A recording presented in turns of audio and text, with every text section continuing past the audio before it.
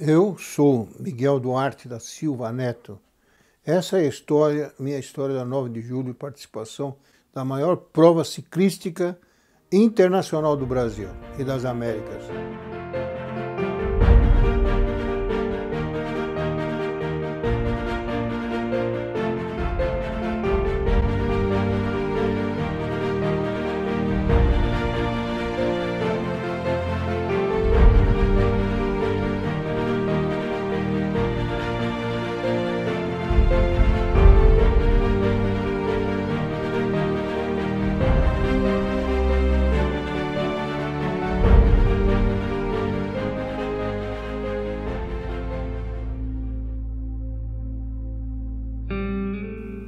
Hoje, 9 de julho, dia de uma prova ciclística internacional, famosa no Brasil, tradicional desde 1932.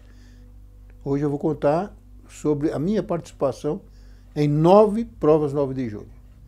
Eu sou de uma família, como todos sabem, de ciclista.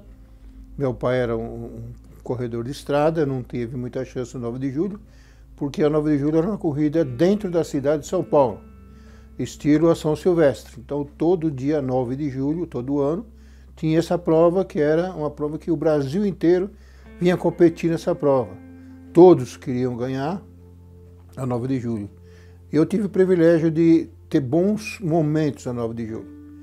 Eu comecei na primeira 9 de julho que eu competi, eu cheguei em 39º.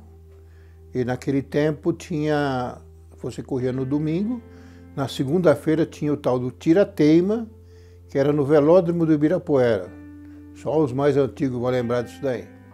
Então largava-se 2 baterias, do 20º ao 40º, e do 1º ao 20º era um tira-teima na segunda noite. Eu, como cheguei no 39º lugar, eu tinha direito a essa primeira bateria. Mas eles não queriam me deixar largar porque eu era muito novo, era jovem ainda, e o meu técnico na época, o meu treinador, foi lá e brigou e eu tive que largar, porque estava dentro do regulamento. E foi interessante que eu nunca tinha corrido com uma bicicleta de pista, e o Chacon, o Justo Vieira Chacon, era aqui também de Calói de São Bernardo, era um pistarde que a gente chamava, era corredor de velódromo, me emprestou a bicicleta dele, uma bicicleta de pista, aquela bicicleta que não tem freio, que é uma velocidade só. E eu larguei nessa primeira bateria do 20º ao 40º, e cada X volta ia eliminando o último, até ficar os 3 primeiros. E nessa bateria estava o tradicional ciclista José Jorge Breve, o Passarinho, que tinha ganhado um ano antes essa prova. E faltando 2 voltas para a chegada, ele estava cuidando de um outro ciclista para ver se ele ia arrancar ou não. Eu peguei, arranquei e fiz uma volta na frente e ganhei esse tira-teima do 20º ao 40º. Foi interessante que ninguém acreditava, não queria nem me deixar largar, e eu ganhei essa bateria desse tira-teima. Tanto que o dono da bicicleta pôs essa bicicleta num quadro e guardou, que falou que a primeira vez que ela ganhou uma 9 de julho. E foi interessante que assim eu fui seguindo os treinamentos e sempre visando essa prova 9 de julho. E como todos sabem, já contei, era um menino mais gordinho e vinha treinando. A outra prova 9 de julho eu já tive uma classificação melhor, porque essa prova era 100 quilômetros dentro da cidade.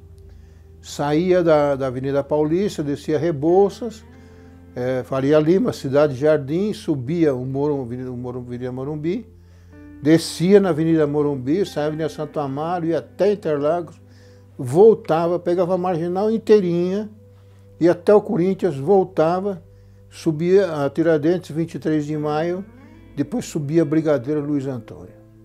Ali era onde que definia a corrida, a subida da Brigadeiro Luiz Antônio. Meu primeiro ano foi 39º, o meu segundo já foi 24º. Teoricamente eu melhorei muito, porque largava-se naquele pelotão 200 ciclistas já, e todos ciclistas do Brasil. Então tinha aqueles 20 ciclistas que eram praticamente os melhores ciclistas do Brasil, entre Calói, Pirelli, Galo e outras equipes que tinha, as equipes do interior que vinha muito forte. O ciclismo interior sempre foi muito forte nessas provas do 9 de julho. E eu, nesse segundo ano, fui 24º. Fiquei muito contente, a equipe ficou muito contente, mas eu dentro de mim estava tirando aquilo que eu queria ter, porque o meu tio Miguel Duarte também, Júnior, tinha ganhado 2 anos antes, uma prova 9 de julho também chegando na Paulista.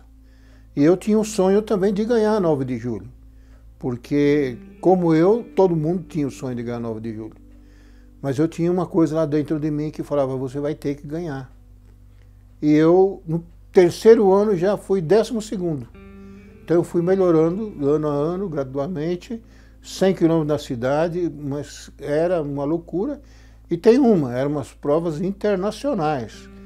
Todo ano vinha ciclistas da América, vinha ciclista da Itália, vinha ciclista de Portugal, de todos os lugares vinha ciclistas, e ciclistas bons. Não eram os meninos da juvenil, não, eram os ciclistas bons, tanto que eles chegavam. Primeiro, segundo, terceiro, quarto. Tinha o ciclismo uruguaio e argentino que era muito forte, principalmente na 9 de julho, Alcântara e outros uruguaios, era muito forte. Então nessa terceira participação fui 12º, fiquei muito contente. E na quarta participação eu vim a ser nono.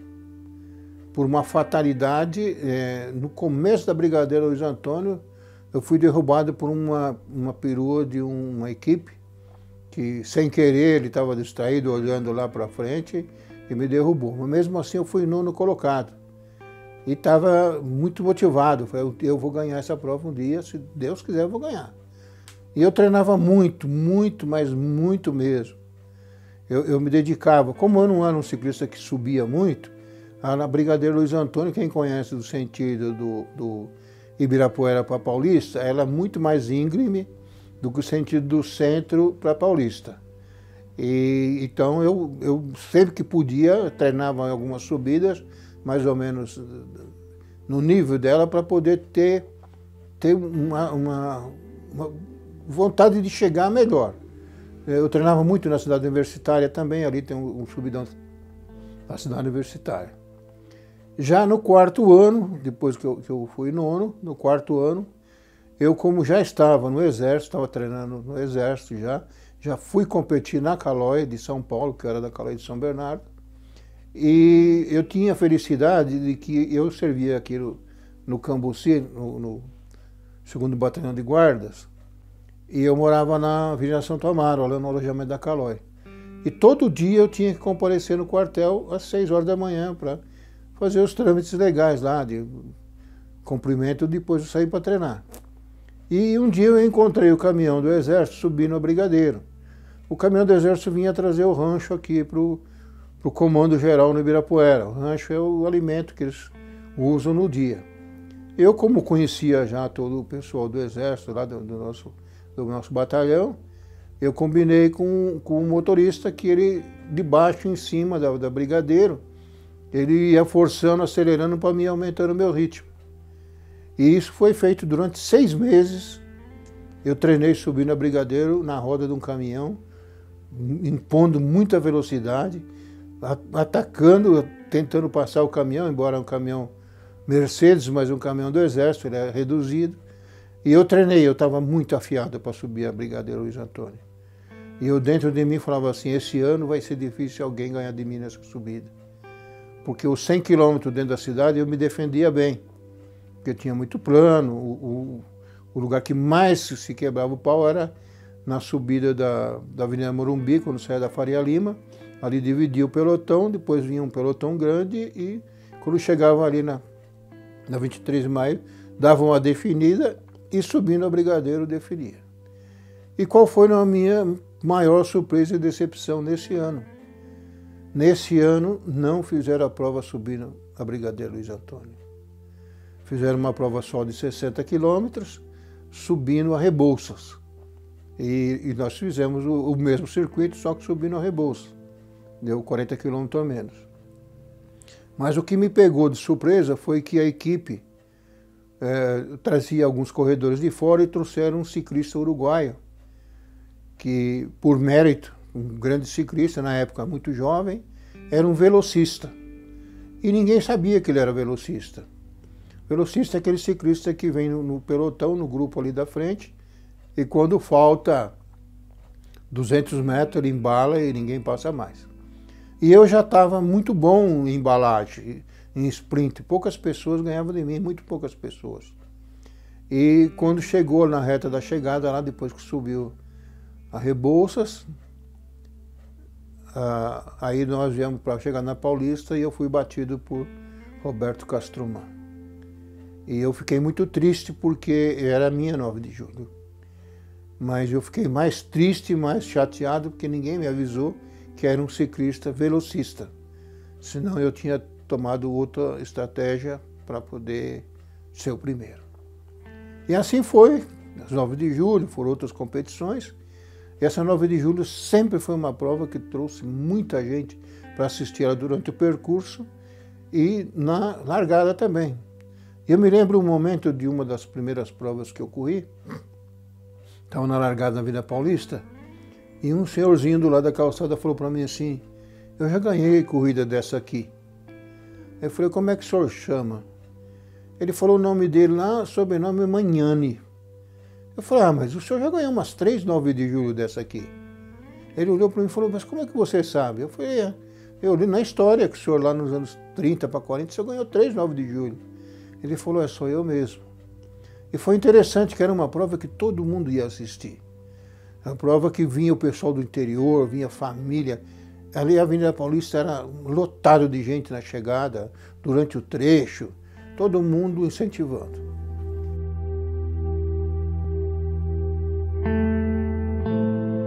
Aí veio a outra 9 de julho, que foi de 1977.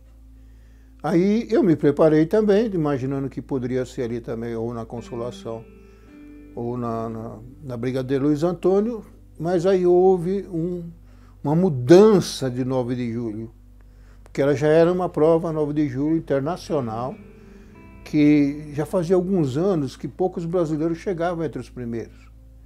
Porque aqui os corredores da América do Sul aqui eram muito bons, principalmente os uruguaios e argentinos. Eles se sprintavam muito, eles eram muito competitivos. Não só aqui na 9 de julho, mas em provas em volta do Uruguai, Ruta da América e outros também. E mais para frente eu vou contar também sobre uma prova no Uruguai chamada 500 milhas do norte do Uruguai, que nós participamos e eu tive o privilégio de ganhar. O que aconteceu na prova 9 de julho de 77? Então treinamos, eu corria pela equipe da Caloi de São Paulo, e eu gosto de salientar que eu tinha um ajudante na equipe, somente um, que era José Carlos de Lima, era o único gregário que eu tinha por amizade, porque ali naquela época cada corredor corria para si. Ali nós tínhamos uma orientação de que ganha quem puder e pronto. Não era como antigamente a equipe da Caloi, que se trabalhava um pelo outro, trabalhava um velocista. Então eu peguei uma época um pouco mais difícil, que todo mundo, cada um para si. Aí quando chegou na prova de 77, minha maior surpresa foi a inauguração da rodovia dos imigrantes. Aí já ia se tornar uma prova de 2 etapas. Sábado vinha de São Vicente, quilômetro 0, até a Avenida Paulista, e no domingo daria mais 20 voltas pelo externo de Interlagos, pelo circuito antigo de 7 km e pouco, e fazia pelo externo.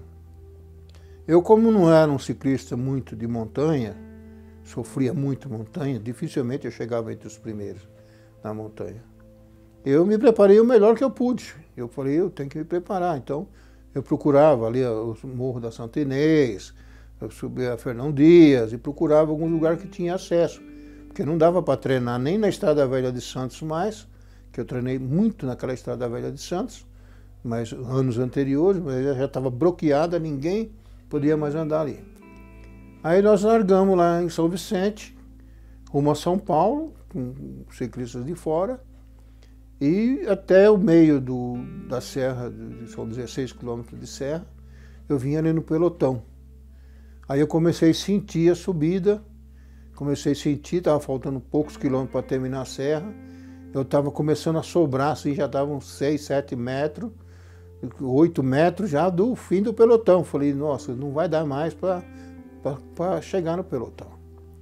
Aí a minha surpresa que um corredor da equipe rival na época, da Pirelli, e eu digo que eu devo a ele essa prova 9 de julho, Ari Matheus, ele vinha de trás, ele me pegou no sininho e me deu um empurrão. E gritou, vamos Miguel, vamos Miguel. E eu peguei aquele balozinho, encaixei no pelotão de novo, já fui lá pro meio do pelotão e ainda fui segundo na chegada, em cima no prêmio de montanha. Para quem estava sobrando aquele empurrãozinho, devo a Ari Matheus isso, eu falo isso porque é mérito dele aquele empurrão. E lógico que eu também estava bem treinado. Aí viemos, a corrida ficou reduzida aí nos 30, 40 ciclistas, e viemos todo mundo revezando. Quando chegou na altura de Diadema, o chileno Fernando Vera, muito bom na América, campeão pan-americano, eu tive que competir com ele no Pan-Americano do México, um ciclista passista muito forte, atacou e eu pulei na roda e veio mais um venezuelano, Omar Cabeça também, pulou na roda e começamos a revezar e fomos abrindo do pelotão, eu nem acreditava, falei, bom, se eu chegar aqui sou terceiro. Uma prova subindo a Imigrantes, que era a inauguração da rodovia dos Imigrantes, eu sou terceiro. E começamos a revezar, abrimos uma distância que dificilmente eles pegariam. E começou, quando chegou na Ricardo Jafé, subimos a Luiz Góes em direção à Avenida Jabaquara. Subindo a Avenida Luiz Góes, eu comecei a escutar gritos, vamos Miguel, vamos Miguel, vamos Miguel. E aquilo cresceu uma força dentro de mim. Eu falei, alguém me conhece, alguém está torcendo por mim. E viramos a Avenida Jabaquara, direção à Avenida Paulista, já estávamos escapados os três. No máximo seria terceiro, a não ser que quebrasse ou acontecesse algum acidente. E viemos, naquele tempo a gente usava aquele firma-pé, apertei as correias do pé e tal, firme e vim pronto para a chegada. Mas eu temia um pouco o Fernando Vera, porque ele era campeão pan-americano. Era um estradeiro de primeira. Eu nunca tinha disputado uma chegada com ele ainda. Embora corri Volta do Chile e outras corridas, mas mano a mano nunca tinha vindo. E quando passou ali, faltando 100, 200 metros para a chegada, eu arranquei e passei pelo Fernando Vera e o Omar Cabeça foi o terceiro. Eu fui o primeiro, segundo o Fernando Vera, terceiro o Omar Cabeça. Nossa, aquilo foi uma felicidade para mim. Como se eu tivesse já ganho a 9 de julho.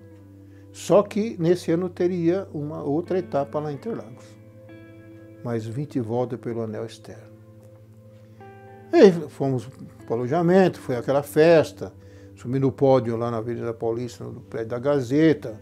A Gazeta Esportiva sempre fez essa prova, foi sempre motivação do fundador da Gazeta Esportiva. Essa prova era uma prova que saía um mês antes, em todos os jornais da Gazeta, reportagem de quem ganhou, de quem não ganhou, dos ciclistas, e eu estava lá já em primeiro lugar, levantando as mãos para cima no prédio da Gazeta, como se tivesse sido já o primeiro na classificação geral.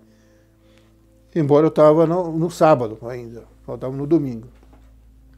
Aí eu teria que ter uma estratégia para domingo, eu teria que ganhar do Fernando Vera e teria que ganhar do Omar Cabeça também, e não podia deixar que ninguém abrisse muito tempo, porque a prova era por tempo também, então que ele tivesse o menor tempo.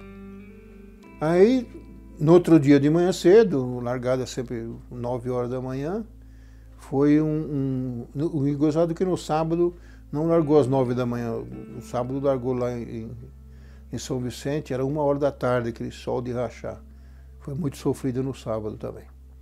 Aí no domingo largou a prova, teria 20 voltas pelo externo, volta sim, volta não, uma chegada premiada. Era uma bicicleta de prêmio, uma bicicleta da Caloi de prêmio por cada chegada.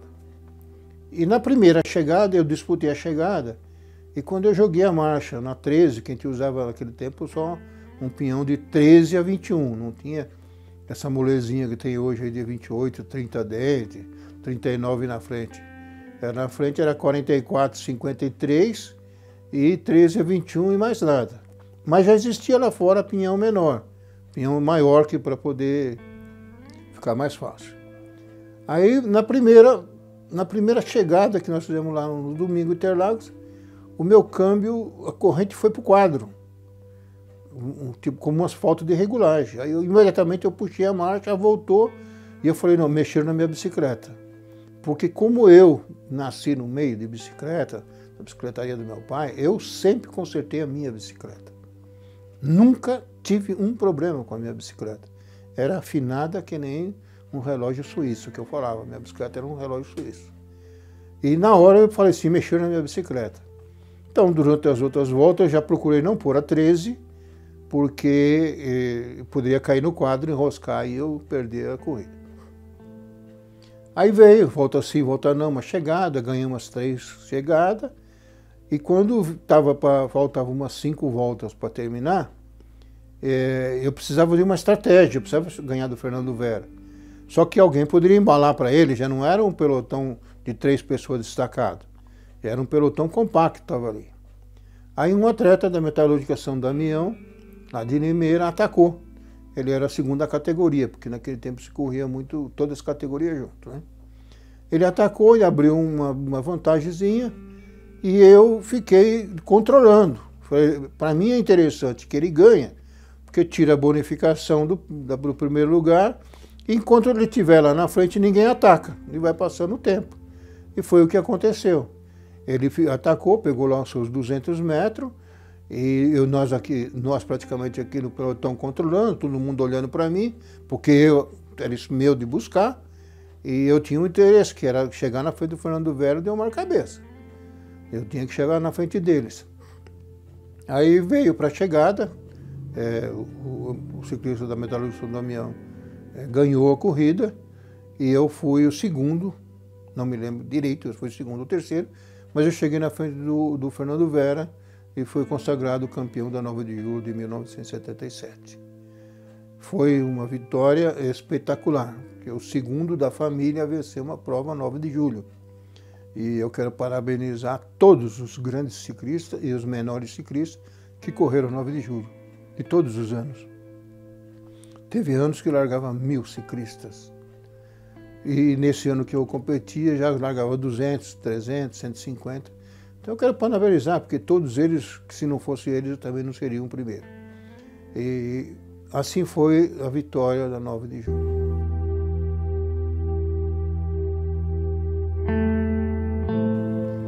(9 de julho de 78). Como anteriormente tinha sido campeão da 9 de julho de 77, então todos os focos ficavam em cima de mim. Novamente, subida da Imigrantes. Que drama! Mas esse ano já andei melhor, subi ali no meio do pelotão, sofrendo, e durante a subida da serra houve uma fuga de 2 corredores, um brasileiro e um boliviano, Edgar Cueto e o Salvador de Abreu. E eles abriram uma vantagem, e o pelotão estava rodando e ninguém se organizava para buscar, e eu falei, bom, eu só tenho uma chance de pegar esse pessoal agora. É no trecho do pedágio, que ali dá uma baixada, depois tem uma leve subida, e eu vou ver se eu consigo passar direto pelo pelotão ali. E assim fiz. Quando chegou naquele trecho, todo mundo embalou para a subida, né? E quando você chega no começo da subida e começa a subir, dá aquela parada no pelotão da velocidade. Eu passei direto, pelo outro lado, força, força, força, e eu já estava pega, não pega os dois, pega, não pega, quando eu olhei para trás, vinha um ciclista da minha equipe me buscar. Vinha um ciclista da minha equipe me buscar. E ele veio, encostou em mim e parou, não foi buscar os outros dois. E eu falei assim, pô, mas você veio fazer o quê? Ele falou, eu tenho ordem de ninguém ir embora mais. Eu falei, que gozado, né? Bom, vim para a chegada na Paulista, cheguei ali entre os 10 primeiros, dentro do mesmo tempo, e eu só teria que modificar o plano no domingo, lá em Interlagos. Chance de ser o primeiro na 9 de julho? Dificilmente, porque esses dois tinham tirado um tempo e não ia conseguir, mesmo que fosse por pontos, não conseguiria. Eu teria que lutar para ser o primeiro brasileiro na 9 de julho. E eu fui com essa coisa na cabeça, eu falei, eu tenho que ser o primeiro brasileiro.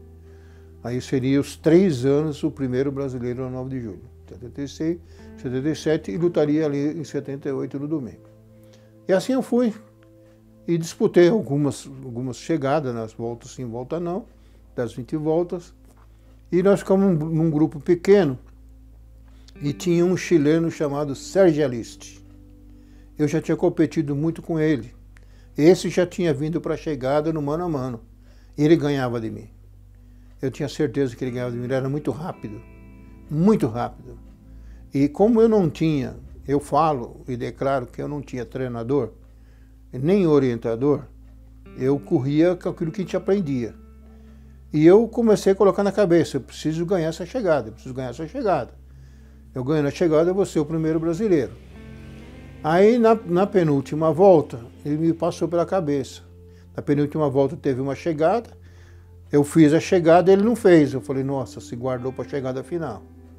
Porque a gente tem que usar muito cérebro quando você está competindo. É isso que está acontecendo aí no Tour da França. Cérebro. Você tem que ter condições físicas e usar cérebro.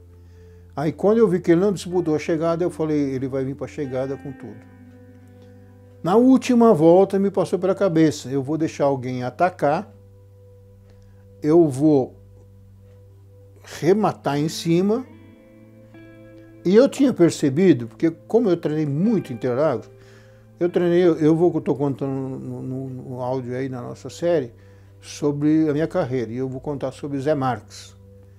E eu, por andar muito ali em Interlagos, eu sabia que a faixa branca do lado esquerdo da pista, ela abria na entrada dos boxes, ela abria e depois ela fechava na pista.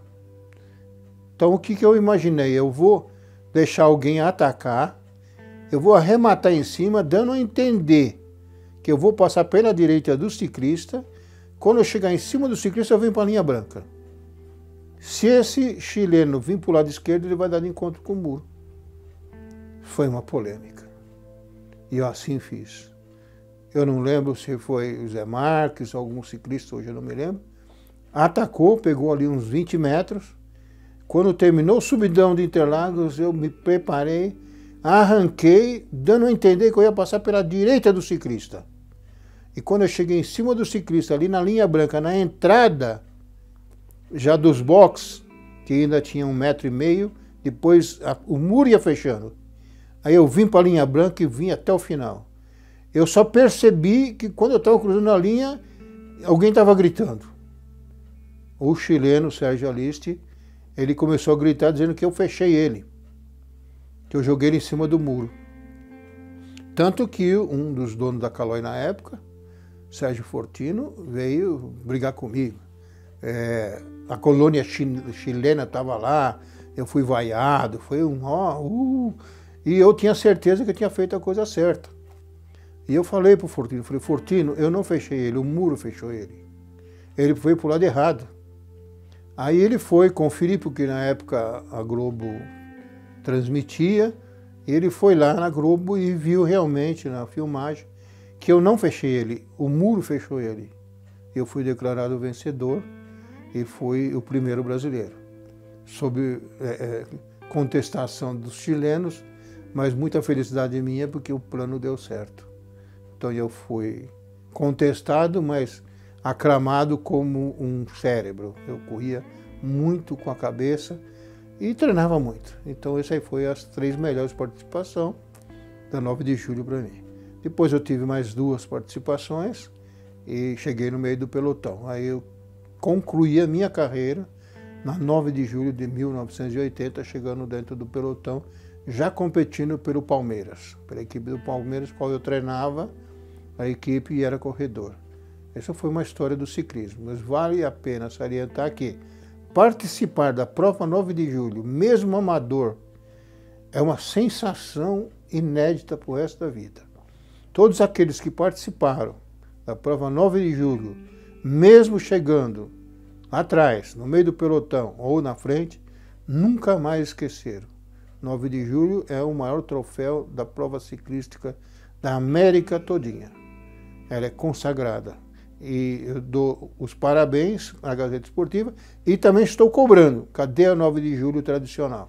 Porque São Silvestre teve, então tem que ter 9 de julho. Tour de France está correndo, porque aqui no Brasil não está correndo. Tem alguma coisa que não está batendo. Até.